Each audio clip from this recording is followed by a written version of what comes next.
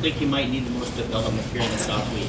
Well, probably our emphasis, we'll probably go back and emphasize, we've had success. We've had to earn that success, though. And that's what we got to make sure we go back to. Anything that we do, we have to go out and earn it, and we have to be prepared. And right now, I think we were prepared to play last week. And I think there's an educational factor that we can buy into from that for this particular week or the weeks to come.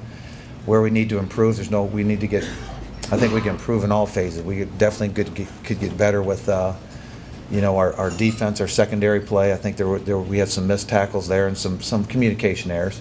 I think we can get a lot better in our run game, and I think that we got better in our passing game last week, so there's a lot of room for improvement there. So overall, I think every phase can get better, but I am pleased at where we're at, because I think the optimism we created by being where we're at today, that we gave ourselves a chance, the opportunity to grow some more yet in these next 2 weeks, because I think that this week is a big week for us, okay, for our season. If we do a good job this week, we can become a better football team than what we left the field Saturday night.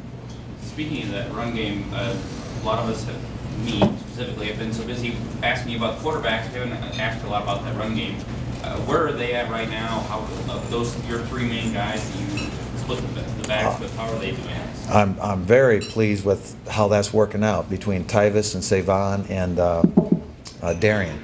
Darian had the 100-yard rushing game a week before. Last week, Tyvis got hot early and was more of a power runner for us. And Savon really made a nice cut for the touchdown. He had the screen down at Iowa State for a touchdown. So I think all three of them are working well together, and are, when they're on the field, they're being productive for us. So you'd think that one or the other wants to be the guy carrying the ball 25, 30 times a game. What's nice right now is I think they understand, and they're working well together, that the shared role has been very good to us right now. So that's what's working out well for us.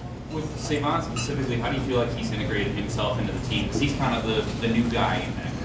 Well, he's integrated himself very well, because what you don't see as a spectator is what happens off the field. So when they come off the field, you hear these guys talking to each other and coaching each other, and that's when you can really become a great football team, is when you have that kind of conversation going on the sideline. And I'd even relate that back to Cole Morgan and Bailey. When you see Bailey come off the sideline, I mean, Sawyer was ready to go and could have played as much as Bailey did going into that game in my head. There was a point that Sawyer was, I was actually contemplating starting Sawyer in this game. But at the same time, when you see that conversation, I'm standing right beside Sawyer in the game and seeing him really watching what's going on in secondary play and things like that. And then when you see Bailey come off the field, Sawyer's the first one there coaching him up. So when you have the players coaching the players, there's that team concept that you have to try to find and create, and I think we're heading in the right direction. You mentioned the run game is one thing you want to see